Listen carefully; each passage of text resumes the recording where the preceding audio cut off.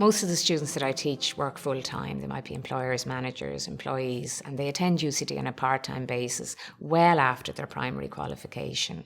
They're probably aged somewhere between their late 20s and could be up to retirement. They might be trying to raise a family, hold down a full-time job, and possibly going through or planning a career change or an upgrade. On one of the programs that I teach, it's a blended learning part-time program. About half of the students have previous experience at third level and the other half don't.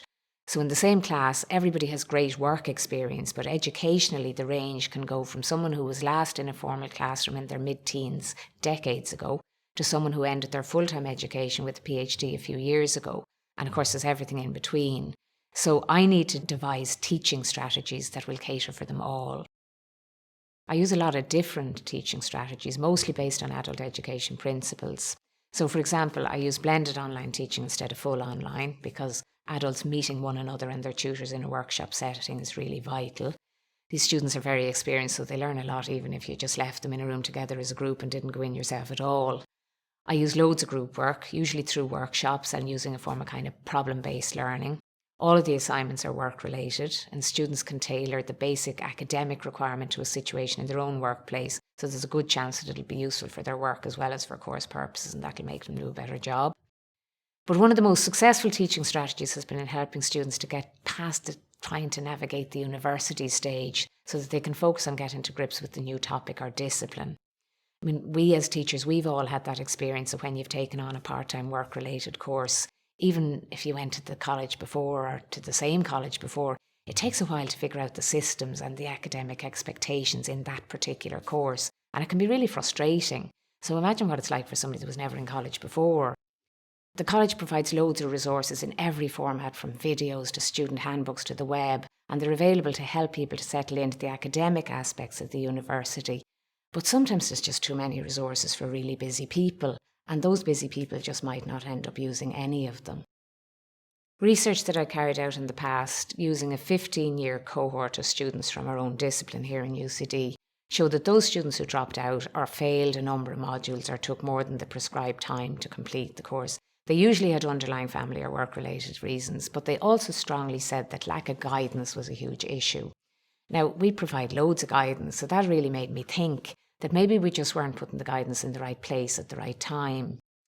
So I redesigned some of the existing resources, the kind of stuff that captures the overlap between study skills and good academic practice.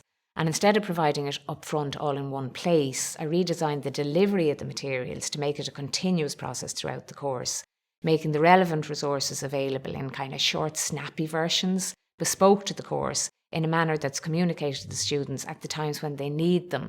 But they're also provided in a kind of a take it or leave it manner because none of it is compulsory. It's not on the core curriculum. And in theory, a lot of students don't need it. So the idea is that the supports are supposed to help students get to grips with navigating the university so that they can focus their energy on the new discipline and not waste any of their time. Well, the resources I've developed, which are bespoke to the programme, so they're tailored, they comprise 5 study skills e-lectures, and they're supported by 11 fact sheets, and each fact sheet covers a different aspect of what I call college knowledge. I'm talking about writing skills, avoiding plagiarism, referencing, preparing for exams, how to be strategic, essentially. In addition, because it's blended learning, the students receive a weekly workbook, and this highlights the learning outcomes for each session and really makes them important. And it also communicates the best time to use the different study support resources if the student thinks they need them. I suppose you could say that I leave some of it in places where it's hard for them not to trip over. Another teaching strategy is using rubrics for all of the module assignments. So rubrics are really great. They let students know the grading criteria in advance. They know exactly what they do in order to get a good grade on each criterion and to get an overall good grade. They receive feedback in the form of a provisional grade and their completed rubric, in addition to comments within their assignment. But they're also encouraged to use the rubric in a progressive way.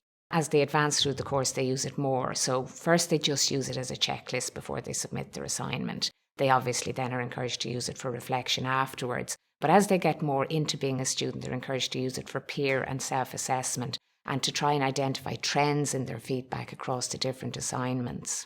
I also use tutors so that the large class of 120 can be reduced to 30, and that rubric also ensures that tutors grade to a consistent standard. Because of the diversity of educational backgrounds in this student cohort, you might think that at least half wouldn't need the materials. However, in feedback, the resources have all been deemed helpful or very helpful to learning by the vast majority of our students. I'm talking between 75 and 93% for individual components. So this is among the whole class, not just those who should need them. So I know the students are using some, any or all of the teaching supports, and that pretty much anyone that's using them finds them helpful to learning. And on the output side, I can also see that this use is paying off. Adults are really very motivated, but they don't always pass assessment, and this is for a variety of reasons, usually to do with time poverty and very rarely to do with ability. And yet we have a very high pass rate, suggesting that they're staying engaged. On the other hand, we have a very low attrition rate. In my previous research, it was up at 15%, more recently 10%, and so far this year it's less than 2%. So when you consider the triple attrition risk factors of working adults, part-time students and online students, under 20% is very unusual. So working adult students, whether they're managers, employers or employees, they're highly motivated and really strategic. So anything that they perceive will help them to get quickly to grips with the system has to benefit those that need help. So I suppose you could say that I'm hoping that providing college knowledge resources as a teaching strategy allows our students to reach their academic potential quicker than they might otherwise have done.